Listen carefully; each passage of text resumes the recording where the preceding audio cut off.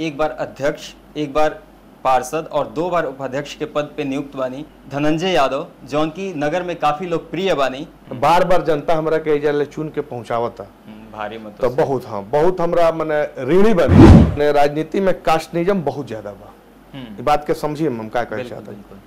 बशर्ते वो हमरा पर लागू नहीं भइला, वो बेरा के विपक्ष में यही बेरा के विपक्ष में बहुत अंतर बा।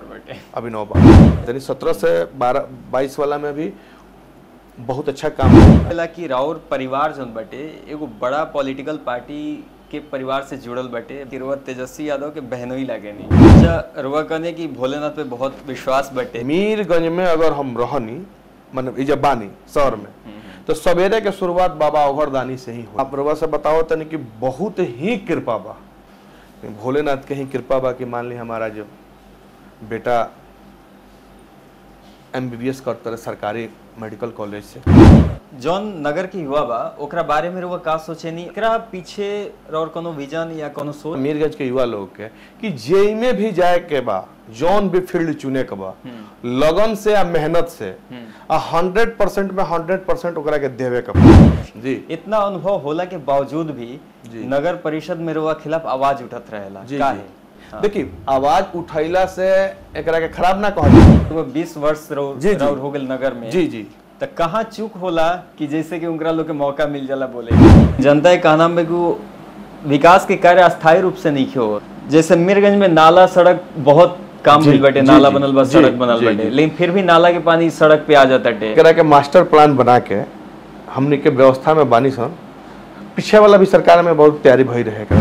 शहर के जितना भी सफाई कर्मी कूड़ा उठाएला जी शहर के बगल में ही एगो प्लेस पे गिरावल जाता, जैसे कि आए दिन बीमारी फैले के चांस रहता, लोग मतलब परेशान रहता। और वो चैनल के माध्यम से हम बता देवे के चाहता नहीं कि हमनी के महिचा में ओकरा के व्यवस्था हो गइल बा, पूरा बाउंड्री हो गइल बा। नगर परिषद में आम जनता के कोनो कार्य रहेला ओमे भ्रष्टाचार बढ़ गइल बाटे। अगर ओ दिन के बिहान भइला उ कर्मचारी पर कार्रवाई ना भइल, आज तक हॉस्पिटल के कोनो बढ़िया व्यवस्था ना भइल मीरगंज में। सब कुछ सब लोग के हाथ में ना रहेला, बात समझता नहीं। एकरा खातिर हमनी के बहुत प्रयास कइल ऐसन बात है। अच्छा रुआ सुने में आला एकरा से आगे भी चुनाव रुआ लड़े के बा, मतलब मौका मिली तो विधायकी भी? जनता चाहिए तो सब कुछ हो सकता है, जनता ना चाहिए तो कुछ भी नहीं हो सकता।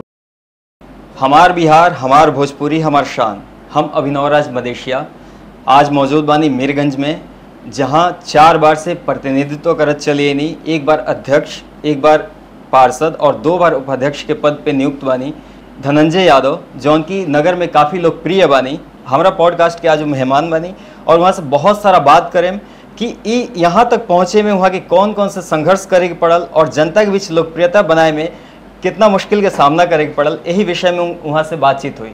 आपके बहुत बहुत स्वागत बा हमारा पॉडकास्ट में और कीमती समय निकाले खातिर बहुत बहुत धन्यवाद।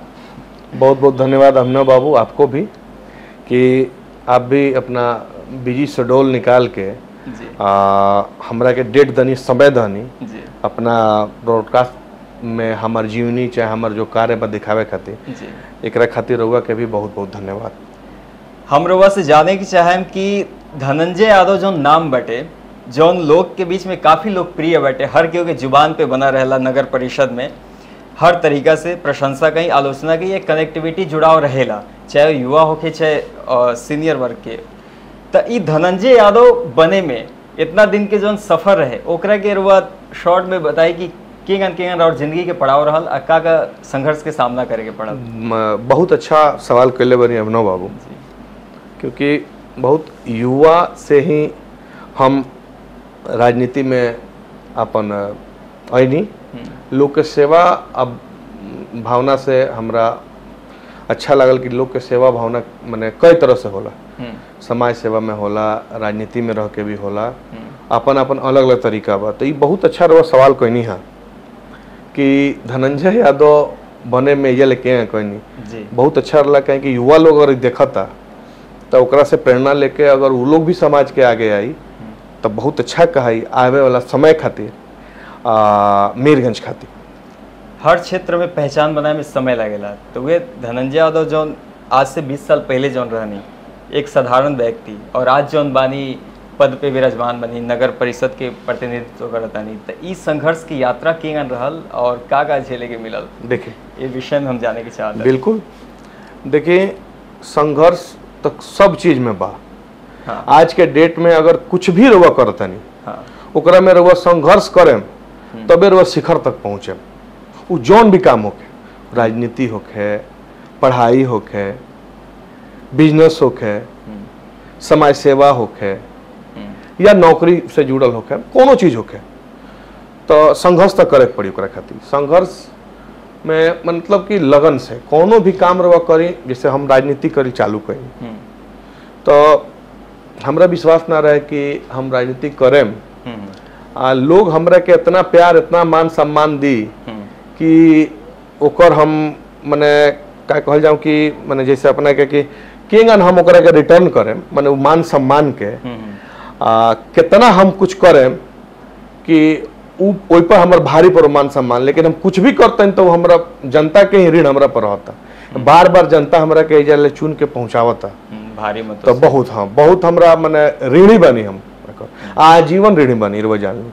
संघर्ष के बाद जब भइल हा ऊपर हम बात रवा के प्रकाश डाले के चाहता नहीं कि हम बहुत कम उम्र में ही राजनीति में हम प्रवेश कैनी। हमरा बुझाता कि लगभग 20 साल के उम्र में हम राजनीति में शुरुआत कैनी। अच्छा। तो राजनीति में आवे के पहले हमने के घरे मने बाप महतारी के एगो हम एकलौता औलाद रहनी, बड़ी प्यार रहे। पिताजी चाहे बाबूजी हमार चाहे माताजी, मने माताजी तो गुजर गई सन 2000 में। अब पिताजी गुजरनी, हम चुनाव लड़नी, जब चुनाव जीतनी ओकरा 2 महीना बाद मई में हम चुनाव जीतनी। 20 मई 2007 में हम चुनाव जीतनी। अब मई जून जुलाई अगस्त में पिताजी का हमारा ध्यान हो। तो ई बीच में हम बतौनी है रुआ के, फिर हम पीछे जाए, अभी पीछे ही जाए कि चुनाव मैंने लड़े के इच्छा हम बैठल नहीं से नहीं गए। हमने के शाम में रात में अच्छा मोहल्ला के 2-4 गो हमार मित्र लोग बा, ओकरो हम बहुत ऋणी बानी सर, बहुत ऋणी बानी। ऐसे कि हमरा ना विश्वास रहे कि हम इजा ले पहुंचे। शाम के हमने के राती खाना वाना खा के ना होला बैठल उठल जाला, टहल जाला। ओई में 2-4 जना मित्र लोग रहे हमार, बड़ भाई भी कह सकता नहीं, मित्र भी कह सकता नहीं हमार।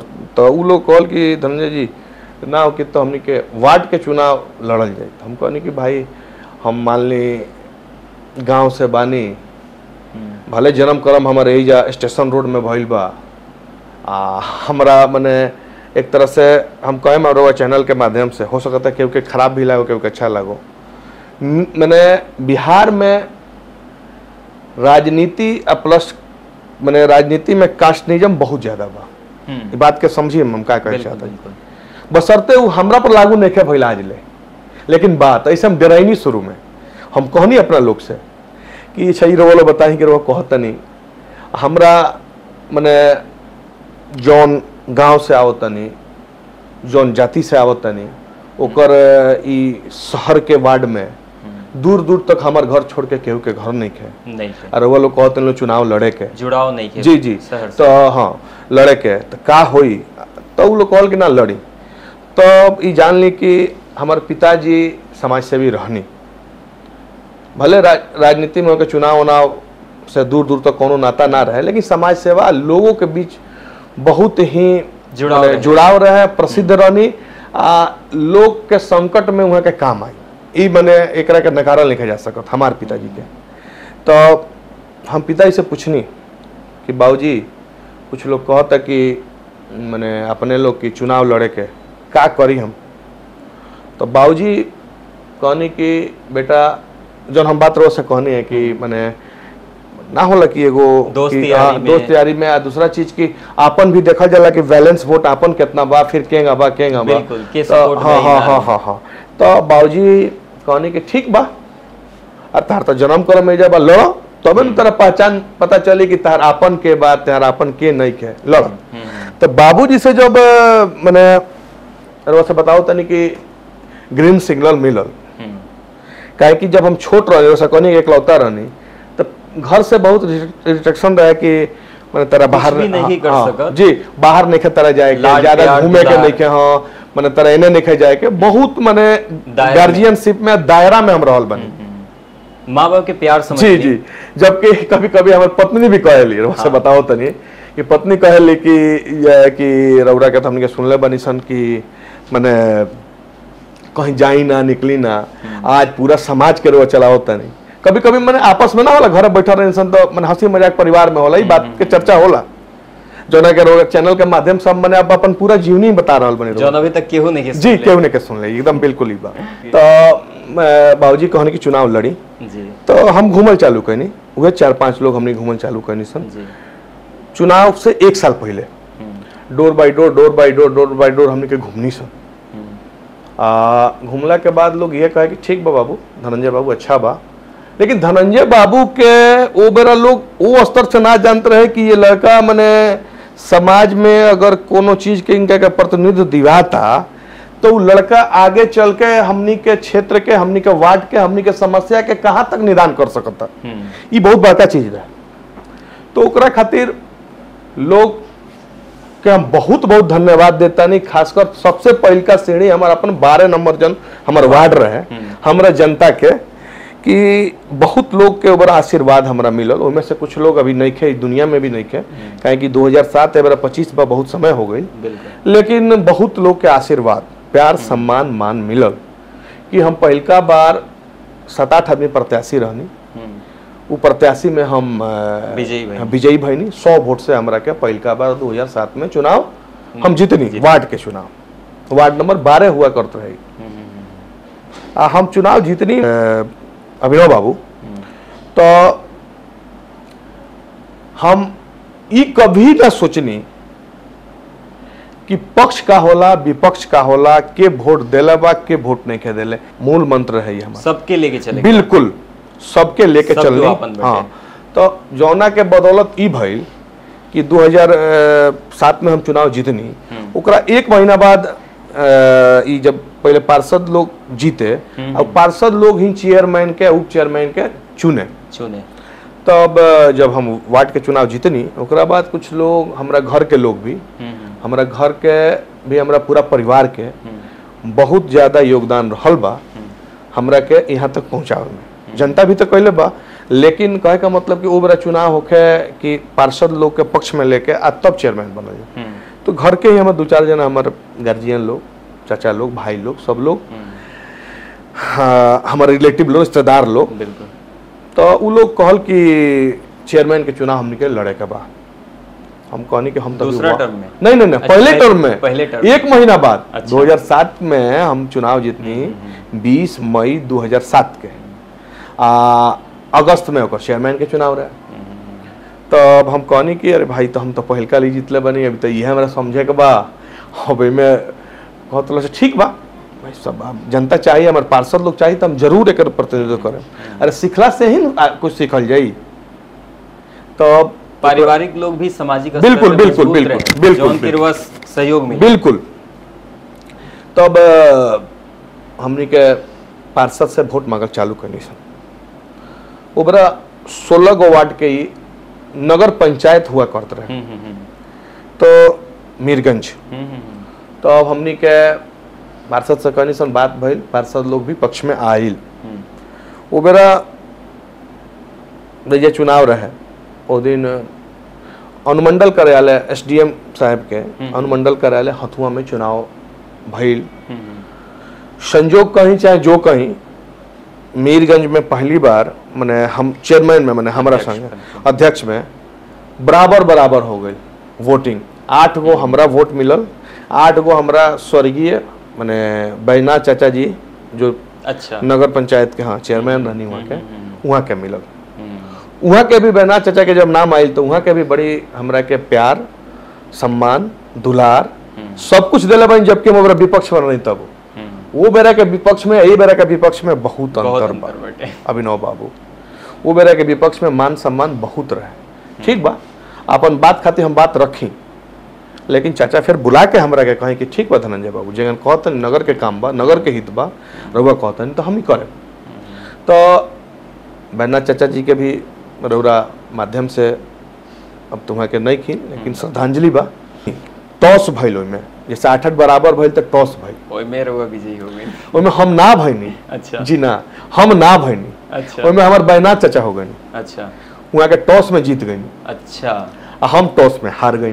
अच्छा तब रउआ बताओ तनी कि हार गई तो कोनो हमरा माने कहीं पहल का चुनाव रहे, हमरा बहुत कुछ दिक्कत ना भइल। चाचा जीतनी, चाचा के हम पैर छू के प्रणाम कैनी, घरे आईनी। तो सब लोग अमूमन चुनाव हारेला तो डिस्टर्ब रहेला ही रहेला। वो दिन चुनाव होने हमरा बहुत भूख लागल रहे, ना होला अपने कि ना हमरा कुछ खाए के बा। तब वो दिन हम शायद मंगलवार दिन रहे या बृहस्पतिवार रहे, हमें कुछ याद नहीं है मैंने पूरा दिन, लेकिन हम बड़ी आराम से वो दिन पूरी मटर पनीर और पुलाव बहुत इत्मीनान से खैनी। हार भी तो अध्यक्ष पद के रहे। जी जी, बहुत इत्मीनान से खैनी। अब बड़ी सुकून से सुतनी हम, ऐसे कि लगातार वार्ड के चुनाव लड़ला के बाद ये मुहिम रहे, बहुत लंबा चला रहे। सुतनी आराम से, बड़ी सुकून मिलल। अगला दिन से सब कार्य होखे लागल। 2 साल 2.5 साल बैनाथ चाचा रहनी। ओकरा बाद हम 2 साल बाद मैंने 2007 से 8, 8 से 9, 10 में हम चेयरमैन के फिर चुनाव भइल। मैंने पार्षद लोग फिर हमरा के मैंने कैल नियुक्त कैल। हाँ, बैनाथ चाचा के इस्तीफा के बाद फिर हमरा के मैंने भइल। वही 2007 से लेकर 2012 के बीचे में ही, बीच में 2-2.5 साल के बाद चाचा के इस्तीफा के बाद हमरा मैंने मौका मिलल। वही कार्यकाल में 2 साल काम करी। तो वो मेरा उतना मैंने फंड जो सरकार के तरफ से जो कुल राशि आवता है नहीं बेरा वो टाइप के ना रहे, लेकिन जितना भी रहे में हम काम कैनी। लोग हमरा के सराहल, लोग हमरा के मान सम्मान दिहल। ओकरा बदौलत भइल कि जौन रउआ बताओ तनी कि 2007 में हम 100 वोट से जीत रहनी। 2012 में हम मैंने रउआ से कि निर्विरोध होत रहनी। हमरा से के मैंने लड़े के ना कहत रहे कि अच्छा लड़का बा, बहुत अच्छा चल रहल बा, कोनो दिक्कत नहीं है, एकरा के लड़का के मैंने जीते के चाहिए, सब लोग है, सारा लोग के। लेकिन जानते बानी कि जहाँ सब लोग रहेला तहाँ 1-2 आदमी और ही रहेला। एक आदमी नॉमिनेशन कैले, वो भी बेचारू आज नहीं खन, उनका के भी मान सम्मान बा हमारा, वो भी हमरा के बहुत मानत रहे हैं कि 2012 में नॉमिनेशन कर, लेकिन 2017 में पगड़ी बांध के हमारा संगे वो हमारा चुनाव में रहे। हाँ, तो उनका के भी बहुत मान सम्मान रहा चैनल के माध्यम से। तो वो मेरा चुनाव हम लड़नी, 450 वोट हमरा मिलल, 80 गो वोट उनका मिलल, हम चुनाव जीतनी, बहुत बड़का मार्जिन से जीतनी। तो 2012 में, तो 2012 से लेकर 2017 तक हम पार्षद रहनी, बस सिंपल खाली पार्षद रहनी, क्षेत्र के काम कैनी।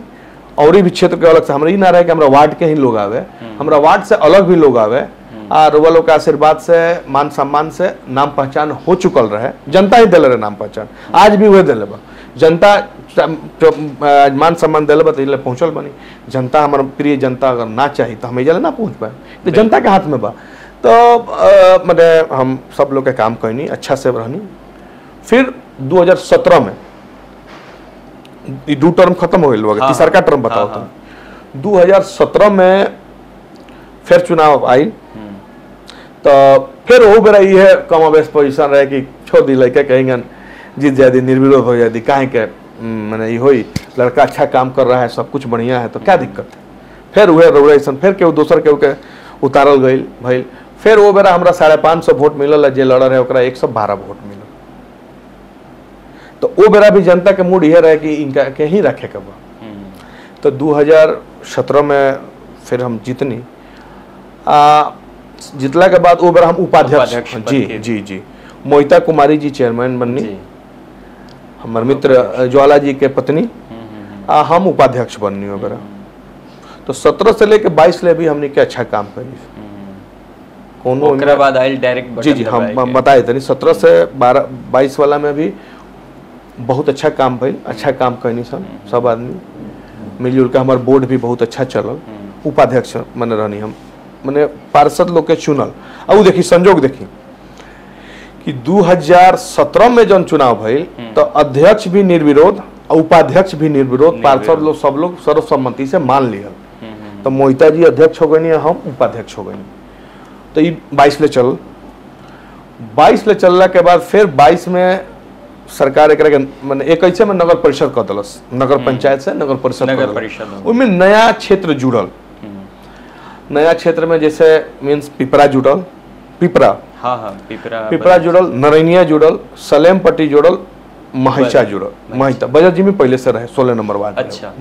तो 10 गो वार्ड और जुटल तो 26 वार्ड भइल टोटल ओकरा बाद 26 वार्ड के बाद हमनी के 22 में चुनाव लड़नी से 22 में चुनाव सभी लोग लड़ो जनता ओहू में हमरा के बहुत प्यार दलस लेने पर ही डायरेक्ट जी जी माने हमरा विश्वास ना रहे अभिनव बाबू माने वैसे ही कहता नहीं कि भगवान भोलेनाथ माने हमार सब कुछ चलावे नहीं माने हमरा वैसे बताओ तनी कि हमरा विश्वास ना रहे कि हमरा के लोग इतना चाहे वाला बा आ लोग के प्रति इतना माने हमरा प्रति विश्वास बा हमरा 6000 वोट मिलल है उपाध्यक्ष में हमार जौन सेकंड रहे उनका 3400 वोट मिल रहा है तो देखिए कितना के मार्जिन बार लोग बहुत का डायरेक्ट जनता जी जी जी तो ये सब जनता के आशीर्वाद और प्रेम रहे तब से हमारा राजनीतिक सफर मैंने हम लोग का बता देनी मैंने 2007 से लेके बार तक राजनीतिक सफर वाला अच्छा लगल सुन के जो हम जाने की चाहत रनिया कि कहाँ से सफर शुरू भई रहे सब कुछ हमें जाने के मिल गए बिल्कुल जे नहीं खे जाना तब तक वो सुन के समझ पाई कि राजनीति में कैसे प्रवेश भइल रहा किंगन रुझान है चाहे कहाँ से शुरू भइल बहुत अच्छा लगला। अच्छा एकरे संगे इहो सुने के मिलेला कि राउर परिवार जौन बाटे एगो बड़ा पॉलिटिकल पार्टी के परिवार से जुड़ल बाटे बैकग्राउंड राउर और साथ में ये भी कहे सुने के मिलेला कि रोहत तेजस्वी यादव के बहनोई लागे नहीं एकरा में कितना सच्चाई बा? जी हमार पत्नी के तरफ से रिश्तेदारी वहाँ सबके लागेला हाँ पत्नी के जी तो रिश्तेदार बानी से रिश्तेदार बानी से में कहाँ दूर है बा लेकिन हमरा पॉलिटिक्स से राजनीति से चाहे वो मने चीज से दूर दूर तक कोनो मने देखत होके मतलब हम अपना मेरिट पर वो जीता दाव जी जी जी अपना जी पारिवारिक बात तो संबंध बढ़ले बहुत तो हमेशा रहे ओकर कोनो विशेष फायदा नहीं खेर फायदा कहे का मतलब कि पार्टी के पर तो चुनाव नहीं के भाई ना तो ई मने सवाल के मने कोनो हमरा नहीं के बुझात कि मने जैसे लोग के मन में रहेला कि और परिवार ना ना एकदम बिल्कुल जुड़ल बा और बेस मतलब बिल्कुल हम मजबूत बाटे में कोनो दिक्कत नहीं के लेकिन कभी भी ओकर दुरुपयोग हम कभी नहीं करी माने जन अगर के कहल जाओ भोजपुरी शब्द में कि ओकरा खातिर कभी भी हम माने ई सब नहीं दिखौले कि ऐसा बात बा हम अपना ओकर लाभ रहुआ अपना कार्य क्षेत्र में नहीं जी ना बिल्कुल ना काहे माने कि जब पार्टी विशेष पर कोनो बातें नहीं के ये हमरा के जनता हमरा अपना व्यक्ति विशेष पर जब चुनता तो हमरा का जरूरत बा ओकर मतलब गलती कहत देखल जी भविष्य में के का बा नहीं के अब तो ओकर बाद अलग चीज बा। अच्छा रुआ कहने की भोलेनाथ पे बहुत विश्वास बटे और उन्हें के चलाए नहीं सब जी जी रुआ आए दिन मतलब महाकाल के दर्शन करे जानी ऐसे बहुत अनेकों तीर्थ धाम पे जानी हुआ मतलब ये विशेष आस्था के रीजन का बा मतलब एकर शुरुआत के मन में जागल अब तो हम इधरों से का कहीं माने ई तब कैसे माने ऐसन जुड़ाव भइल बा। एक और बात कहे कि चाहे हम सोशल मीडिया पर वो एक्टिव रहे नहीं और आए दिन लोग देखेला मतलब तीर्थ धाम पे जी जी जी तो एकर शुरुआत रो अंदर किंग अन आस्था के विशेष मजबूती किंग मिलल माने ई तब हम तो राजनीति वाला लोग बताओनी हां ई तब हमरो एक बजे किंग आइल माने ऐसन हम जुड़नी हां 2011 वगैरह माने वर्ष रहे हमरा बुझाता। अच्छा माने हम ऐसा जुड़नी कि भोलेनाथ हमार माने बाबा के बिना सोचले हम एक कदम भी ना चल पाए ए बेरा के डेट में जी प्रभा से बताओ तनी कि बहुत ही कृपा बा माने अब हम उ मुंह से नहीं बता सकत पूरा हमार जो है कह जलन भोजपुरी में रोवा रोवा सब रोवा रोवा हमरा बने बताई कि भोलेनाथ के का हमरा पर कृपा बा भोलेनाथ के ही कृपा बा कि मान ली हमारा जो बेटा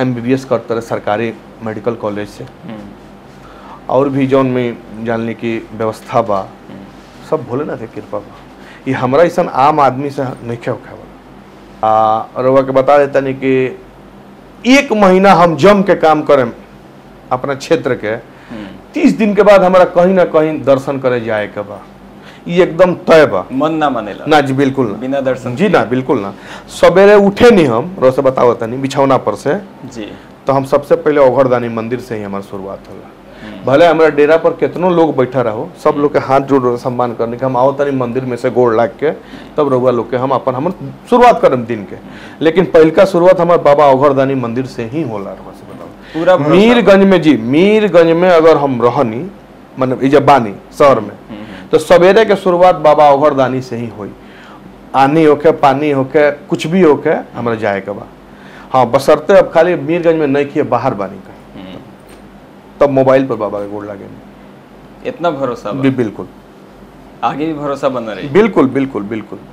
अच्छा। हम अभी तक रउआ से बताओ तनी कि 9 गो ज्योतिर्लिंग हमार हो चुकल बा। हमार सपना भी बा कि भगवान भोलेनाथ से कि हम 12 ज्योतिर्लिंग कर ली। 3 ज्योतिर्लिंग हमरा से बाँचल बा। एक ज्योतिर्लिंग बाँचल बा रउआ से बताओ तनी रामेश्वरम, एगो मल्लिकार्जुन आ एक बाँचल बा केदारनाथ बाबा। अब देखी वहाँ सबके कब बुलाओ तनी, वहाँ के बुला देम हम दर्शन 3 जगह कर देम तो हम धन्य हो जाए। मीरगंज में इतना मतलब आध्यात्मिक क्षेत्र में बढ़ावा मिलता, मतलब मंदिर बहुत सारा बाटे। जी जी। एकरा पीछे का योगदान बा? और मतलब औघड़दानी के नाम लेनी है, ऐसे लगभग 5-7 गो अपना जी जी क्षेत्र में बिल्कुल। शिव बहुत मंदिर बाटे। देखिए अपन मीरगंज नगर धार्मिक मने परिवेश में भी बहुत अच्छा काम बहुत करता। औघड़दानी मंदिर बा, श्री राम जानकी मंदिर देखी बने जाता। आने वाला समय में बहुत अच्छा अब भव्य तरीका से ओकरा के ई होता। मान ली शंकर जी का मंदिर और भी बा, जयप्रकाश चौक पर बा।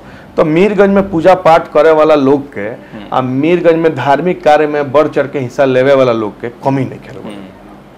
ई चीज के कमी नहीं है। एमेरवा तरफ से कोनो बिल्कुल योगदान मने योगदान सहयोग तो रहबे करेला। हाँ। अच्छा रउआ कौना मंच पर हमरा के ना देखे नहीं, कोनो पूजा पाठ में चाहे कोनो कार्यक्रम में, कोनो धार्मिक काम में, कोनो सामाजिक काम में हम कहाँ ना लौके नहीं, सब जगह लौके नहीं। मने सब तरीका से सब तरह से लौके नहीं। मतलब धार्मिक नगरी के और बढ़ावा मिलो एकरा। बिल्कुल बिल्कुल एकरा खातिर बिल्कुल। कुछ बा प्रयास हमर बा, कुछ ऐसा प्रतीक चिन्ह, कुछ ऐसा व्यवस्थित में हमनी के बानी सन। अच्छा रुआबे चर्चा करते रहने में अपन बेटा के भी नाम लेनी है कि MBBS डॉक्टर बन गई बनी, तो युवा भी काफ़ी रुआ से जुड़ा रहलन। सब युवा करीब बढ़न रुआ, युवा के बीच लोकप्रिय भी बनी। तो युवा जौन नगर के युवा बा ओकरा बारे में रुआ का सोचेनी, और भविष्य में युवा के और अपना करियर में बढ़ावा मिलो जी, ओकरा मार्गदर्शन मिलो, एकरा पीछे और कोनो विजन या कोनो सोच बताओ तनी रहो के अभिनव बाबू। देखिए हम ये कहनी बेटा हमार बताओ नहीं अभी कि मैंने MBBS सरकारी करते रहे। हाँ, अपना बल पर करते रहे, अपना मेहनत के पर करते रहे, अपना लगन से करते रहे। तो हम ये कहें कि हमारा मीरगंज के युवा लोग के कि जेई में भी जाए के बा, जौन भी फील्ड चुने के बा, लगन से या मेहनत से 100% में 100% ओकरा के देवे के पड़ी। ई ना कि 50% ओइमे देता नहीं आ 50% दूसरा देता नहीं। जैसे हमारा लड़का लोग कहलन कि चला ए नेता हवन है में का मने लड़का पढ़ पाई, लड़को में पीछे पीछे रही ना होला लोग। लेकिन हमारा लड़का फील्ड ना चुन ले, हमारा लड़का फील्ड ना चुन ले, कहले कि ना हमरा पिताजी के फील्ड से हमरा फील्ड से बिल्कुल अलग रहे। तो मतलब यही तरह हम सजेशन बा हमार मीरगंज के। और सपोर्ट उनका पीछे मतलब पढ़ाई में ना रहे, मतलब ऐसे पारिवारिक सपोर्ट रहे ना ना बिल्कुल। उ हम कैसे पूछने कि का करब तो कहले कि पापा जी हम नीट के तैयारी करें। कहने अच्छा बा, लेकिन देख लिया अगर होई तब, कहे कि बहुत हार्ड टफ। जैसे इंडिया में मान ली 3 गो चीज टफ बा एवरा, जेई के, नीट के आ UPSC। ये 3 गो मने जन मुश्किल होला, बहुत मुश्किल होला। तो अब वो चुनले 1-2 बार के मने प्रयास में कर लले। तो हमारा खातिर तो बहुत गर्व के बात बा। वैसे बताओ तनी काहे कि हमनी के परिवेश में इतना ना दुलार प्यार में बाबूजी के माई के रह गनी सन कि हमनी के हायर एजुकेशन ना हो पावल, ज्यादा ना हो, बाहर ना निकल। जी जी जी ना निकल पर दुलारे में अभी कहत रहे कि एगो दायरा रहे। जी दायरा रहे। और वैसे बताओ तनी कि लेकिन बहुत खुशी भइल हमरा। हाँ, कि हमार जन हम ना कर पैनी तो हमार बेटा कैले। एकरा के बहुत मने रुआ से बताओ तनी कि तो एकरा पीछे उनकर कड़ी मेहनत रहे, मतलब पढ़ाई स्टडी। बिल्कुल देखिए जैसे उनकर मेहनत रहे। अच्छा, हमार पूजा पाठ हमार प्रयास रहे। एमे हमार परिवार के भी, पत्नी के भी बहुत बड़का योगदान बा। काहे कि हम तो लोग में भी शिक्षक हैं। जी शिक्षक बनी पत्नी। कहे के मतलब बा कि हम समय कहाँ दे पावनी। हम तो समाज के प्रति ही सुते नहीं, समाज के प्रति ही उठे नहीं। लोगे के फोन से सुते नहीं, लोगे के फोन से उठे नहीं, जनता के। तो हमारा पत्नी के में बहुत बड़का योगदान बा। हमारा राजनीति में घर से बाहर रहला में, हमारा पत्नी के घर संभालला में से लेके हमारा बेटा के वहां तक पहुंचावला। हमेशा मार्गदर्शन देवा। बिल्कुल बिल्कुल। हम का अच्छा हम बात कहाँ कर पावेंगे, अब बेटे बड़े हम बात ना करने हैं, उनका से बात होला 2 बार 3 बार। हाँ कोनो बात हुई तब वो बोली हैं कि ऐसा बात है, बात कर लीजिए बाबू से, तब हम बात करेंगे। रोज से बताओ तो वो चीज नगर के युवा खातिर हुआ करनी बिल्कुल जौन भी काम बिल्कुल हमार जौन भी काम बा, हमार पूरा युवा लोग से यह सजेशन कहीं, रिक्वेस्ट कहीं या सुझाव कहीं या बात कहीं, अच्छा कि वो लोग इस बात के पालन करे कि 100% दे वो लोग जौन भी क्षेत्र में जाए के बा, निश्चित रूप से सफलता वो लोग के साथ रही। जौन चीज में बस 100% में 100%। और कोनो विवाह रुआ दरवाजा पे आओ तटे, मतलब अपना करियर क्षेत्र में आगे बढ़े खातिर प्रोत्साहन जी करे नहीं, ऐसा बात नहीं है। माने जौन स्थिति में हम बानी तो सब लोग रास्ता दिखा के उसे छुपल बा, अच्छा केकर स्थिति के नहीं कहे जाना, तो जितना भी हो सकेला संभव लोग के हम मदद करेंगे, हमें कोनो दुराई नहीं। अच्छा रुआ 4 बार से नगर के प्रतिनिधित्व करते आ गए नहीं, अध्यक्ष पद, पार्षद, दोबारा उपाध्यक्ष, इतना अनुभव होला के बावजूद भी नगर परिषद में रुआ खिलाफ आवाज उठत रहेला का है? अब देखिए ओकरा खातिर अच्छा पक्ष विपक्ष काहे खातिर बनावल, लेकिन और अनुभव तो कामे आई ना। जी बिल्कुल, पक्ष विपक्ष काहे खातिर बनावल बा, आवाज तो जी बिल्कुल उठक चाहिए। देखिए आवाज उठैला से एकरा के खराब ना कहल जाए। आवाज उठैला से हमरा भी अपना काम के प्रति और लगन जागी, और हम चाहें कि हम का और अच्छा करें कि हमार माने और समाज में नाम होको, तो एकरा खातिर हम एकरा के खराब ना माने नहीं। जौन माने भी पार्टी में या जौन भी क्षेत्र में अगर विपक्ष ना रही वो यह काम ना हो पाई, जे भी पक्ष में रही सत्ता में रही वो काम ना कर पाई, सुत जाई, तो एकरा के हम खराब ना माने। लेकिन वो लगातार मतलब 4 बार से लगभग 20 वर्ष हो गए नगर में। जी जी, तो कहाँ चूक होला कि जैसे कि उनका लोग के मौका मिल जाला बोले के ना। देखिए अब तो सब कनी अनु चूक में ना होला कहीं, केहू अपना से कोनो गलती करे के ना चाहेला। अच्छा विपक्ष के तो मान ली मुद्दा बनाई, तो मुद्दा कहीं ना कहीं से तो यही में से खोजी, अच्छा काम में भी मुद्दा निकाले लो, खराब काम में तो खैर मुद्दा निकल जाये। तो हमनी के काम बाकी अच्छा से अच्छा करके दिहल, केहू भी विपक्ष होके, हम माने केहू के कहता नहीं, हम अपने इजा के नहीं कहत, वो रौरा बड़का स्तर पर देखी, छोटका स्तर पर देखी, कहीं भी देखी, एगो वार्ड का स्तर पर देखी, हाँ हाँ उ रहेला, ओकरा कहते माने उ लोग के काम बा अपन गलती निकालल, हमनी के काम बा अपन गलती के सुधार के आगे बढ़ल। अच्छा जनता की भी शिकायत बरुआ से कि जनता डायरेक्ट बटन दबेले भी आ, जी हक बनता होकर आवाज उठाएगी। जौन भी विकास के कार्य होता, बहुत सारा कार्य भेल बरुआ माध्यम से, जी जी, लेकिन जनता के कहना में विकास के कार्य अस्थायी रूप से नहीं हो, माने समस्या समाधान नहीं हो। बिल्कुल माने जैसे बताई हमरा के का, जैसे मीरगंज में नाला सड़क बहुत काम भेल बटे, नाला बनल बा, सड़क बनल बटे, लेकिन फिर भी नाला के पानी सड़क पे आ जाता टे। नाला के अस्थायी रूप से निकासी आज तक मीरगंज में देखे के ना मिलल। देखिए अस्थायी रूप से करा खातिर हमनी के मास्टर प्लान बनौले बनी सन।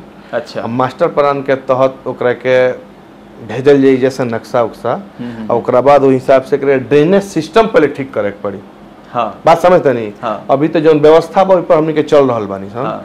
जब जैसे झरई नदी उदी जैसे कहल जाला, जैसे साहू जन के लगे बा उन्हें, फिर एने रुआ जाएम तो नरनिया के वो साइड बा, तो ओकरा में मिलान करे पड़ी। अभी तो जानते बानी पानी एने ओने की व्यवस्थित करके केहू आदमी काम चला रहा बा, लेकिन एकरा के मास्टर प्लान बना के हमनी के व्यवस्था में बानी सन।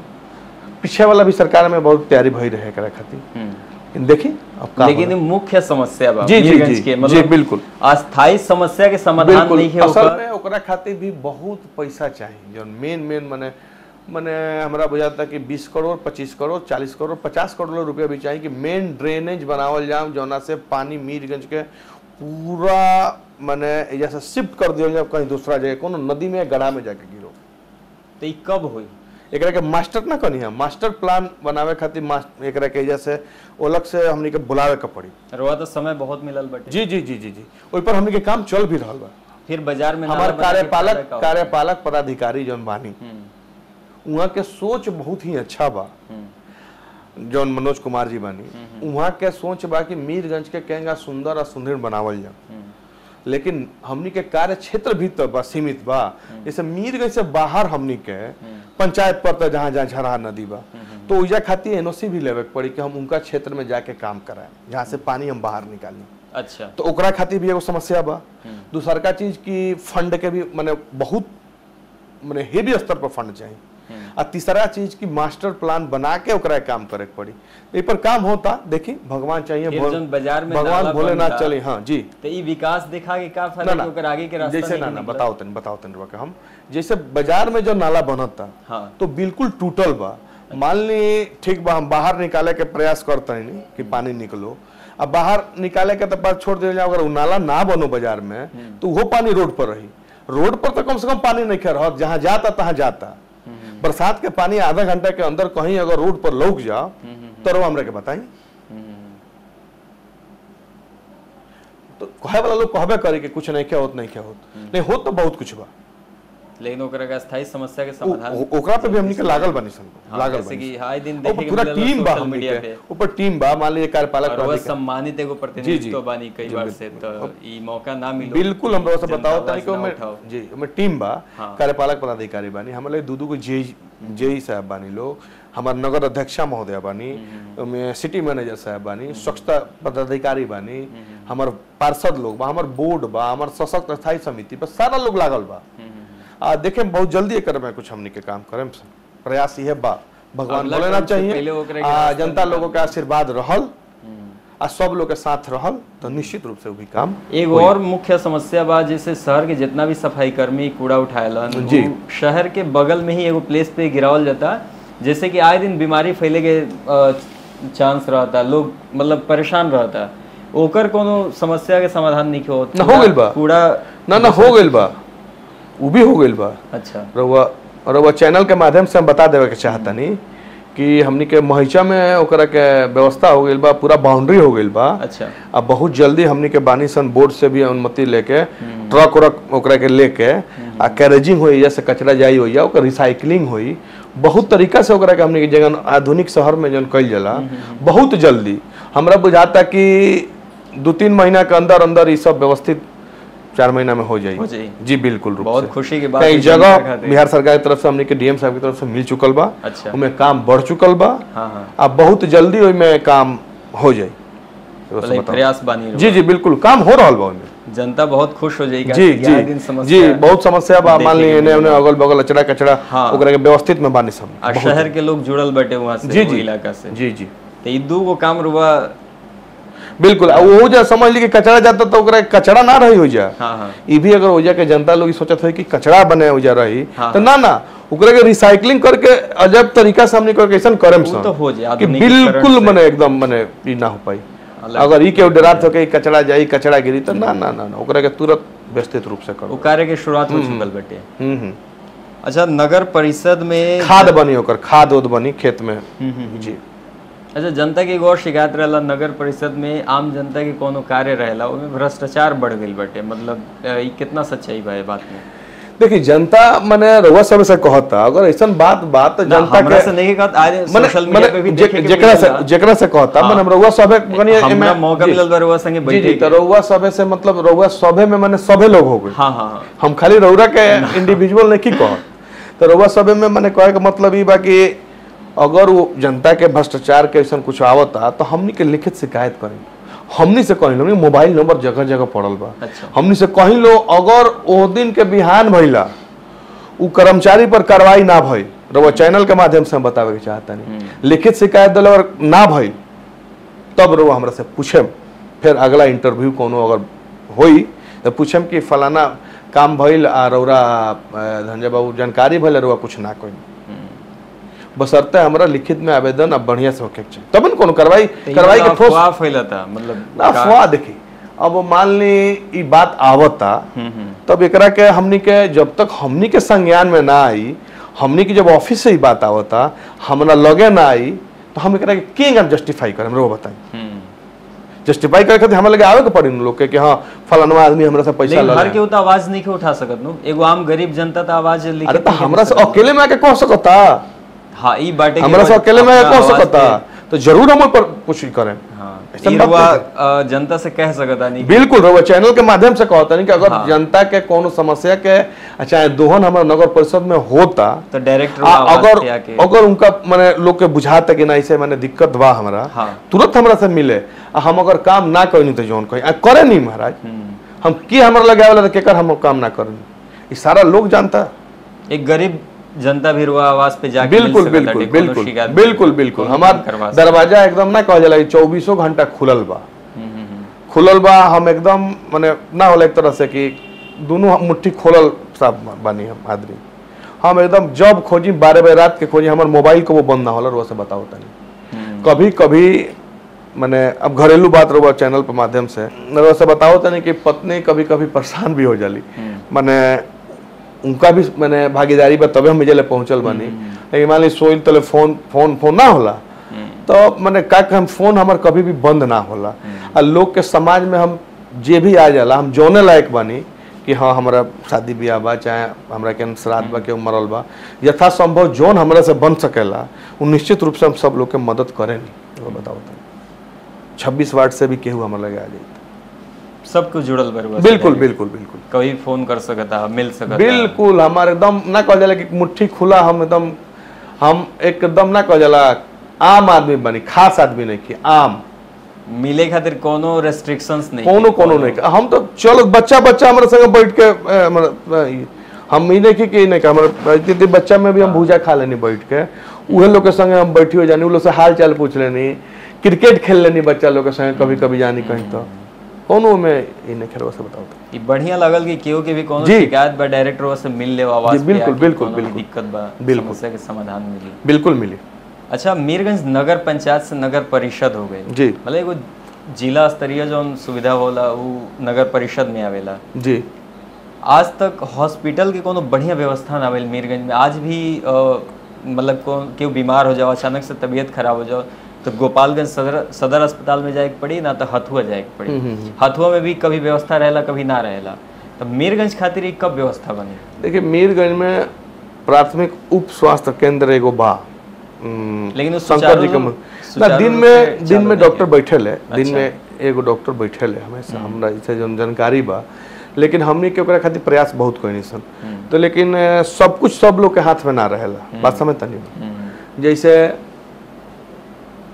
मीरगंज में रबर नाला के बात कोई नहीं है चाहे कोई नहीं है तो हमारा हाथ में बा चाहे पार्षद लोग हमारा हाथ बा कि आम आदमी अगर चाहे कि ना हम नाला कहीं बनवा दी तो ना बनवा पाई नहीं वो संभव नहीं है वही तरह स्वास्थ्य केंद्र में हमनी के लिख सकतनी सन बढ़ सकतनी सन जांच कर सकतनी सन बनवावल ओकर योजना दिहल आ व्यवस्थित कइल ई सरकार के बड़का लेवल के चीज बा लेकिन मांग तो रुए करे बिल्कुल कई बार अच्छा हम ही नहीं मांग कइले मीरगंज नगर के जनता भी मांग कइले बा एमे हम अकेले नहीं की हम भी अपना स्तर से मांग कइले बात ज्यादा महत्व हम भी अपना स्तर से मांग कइले बनी व्यवसायी संघ से लोग भी बहुत लोग मांग कइले बा पार्टी से स्तर से भी बहुत लोग मांग कइले बा देखी कब होई एकरा खातिर हमनी के बहुत प्रयास कोई नहीं ऐसा बात नहीं है हम तो चुनाव लड़ रही रोज से बताओ तनी ओहू बेरा हमार माने एजेंडा में रहे कि ओकरा के कइल जाओ तो देखी बिल्डिंग एगो बनल बा में जाकर वाला देख लीलो एगो नया बिल्डिंग भी बनल बा में व्यवस्थित तरीका से और वैसे हम बताओ तनी कि हम 2 साल 2.5 साल होता चुनाव हमरा माने जीतले 2 बार हम 3 बार गइलो बनी ओकरा साफ सफाई भी करवाले बनी माने रउरा अगर सुबह 8 बजे से ओपीडी जातनी तो शाम के 5 बजे तक रहुआ जब एगो डॉक्टर में एकदम मिली है और वो दिखा सकतनी सुई ले सकतनी लेकिन वैसे ना काम चली ये भी बराबर कहल एकदम बिल्कुल सत्य बा कि हमने के हथुआ या गोपालगंज जाए पड़ता देखिए बगल में अब सब लोग लागल बा कितना प्रयास रही अब से बिल्कुल हमार प्रयास रही अब तो देखिए चुनावी मूड में आ गई बा सरकार अब देखिए एक बाद प्रयास कइल जाए फिर स्थानीय देखिए हमनी के प्रयास में करे पड़ी माननीय जे विधायक बा वहाँ के प्रयास करे पड़ी माननीय जे MP साहब बनी वहाँ के प्रयास करे सब लोग के संगठित प्रयास रही निश्चित रूप से बनी काम हो अच्छा रुआ सुने में आला एकरा से आगे भी चुनाव रुआ लड़े के बा मतलब मौका मिली तो विधायकी भी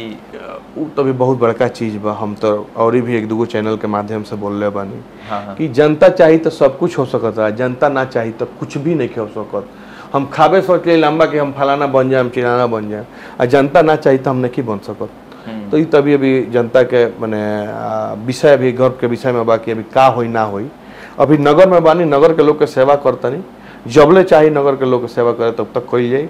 आज नगर ही के लोग कहे कि ना आगे भी बढ़े के बाद तो वहाँ लोग के मान सम्मान के साथ हम आगे बढ़े। हम अपना से भी कुछ नहीं कह सकते कि हम का अभी हो सकता है वो कहते नहीं आगे बढ़े के, जनता कहीं यही में चाहते कि ना ठीक काम नहीं करो तो हम कैसे बताएं? अपन रिजल्ट तो हम खुद अपना से ना दे, तो जनता फिर हमारा अगला 5 साल में रिजल्ट बताई कि क्या काम कैले बनी, क्या करे के चाहता नहीं। रुआ कहता नहीं कि जनता चाही तो आगे मौका मिली हमरा। बिना मौका बिना जनता के चले यहाँ तक रुआ नहीं पहुंचल। रुआ उप सभापति बानी, फिर भी रुआ लाइम चर्चा में बना रहे नहीं। चाहे सिवान गोपालगंज की भी उप सभापति उतना चर्चा में ना रहला, जबकि जिला हटे। तो रुआ के कहता नहीं कि जनता हमरा के आशीर्वाद ना दी। ना ना देखिए, जैसे कहे का मतलब बा कि देखिए हम ही ना कहें, वो लोग भी अपना चर्चा में अपना क्षेत्र में चर्चा में हो ही लो। हम ही नहीं कह सकते कि चर्चा में ना हुई। अरे जनता चुनले बा तबे न वो लोग सिवान गोपालगंज चाहे जहाँ के भी सभापति पद पर पहुंचल बा लोग। अपन अपन कार्य क्षेत्र बा, अपन अपन इच्छा शक्ति बा, अपन अपन निश्चय बा, वो हिसाब से हम आगे बढ़त नहीं। वो लोग अपना हिसाब से आगे बढ़त हुई। मौका मिली तो लड़म चुनाव। हाँ देखिए अभी ओकरा के हम अभी हाँ ना नहीं कर सकते। अभी जहाँ बानी वही जैसे अगर हम संतुष्ट बानी और जनता हमारे संतुष्ट भी है, अगर जनता पूर्णतः संतुष्ट है कि ना एकदम ठीक है परफेक्ट है, अब आपको आगे बढ़ना है, तो जनता कही तो बढ़े। अगर कहीं जनता कहे कि नहीं आप, तो अब हम उम्मीद के मैंने रवा से बतावता नहीं कि हम सब कुछ छोड़ के हम बहुत और भी चैनल पर बोल नहीं। बहुत लोग कहे कि बार बार एक एक चीज घिसा पीटा देते रहे ना, घिसा पीटा नहीं कही, हम तकिया कलाम जन कह जला कि जनता अगर कही कि ना इनमें काम आप बढ़िया नहीं करते हैं, आप एक अच्छा जनसेवक नहीं है, उस दिने बोरिया बिस्तर बांध के हम अपना दूसरा काम में लग जाए। हमारा काम के कमी थोड़े बा महाराज, हम अपन बहुत कुछ छोड़ के समाज के देते नहीं।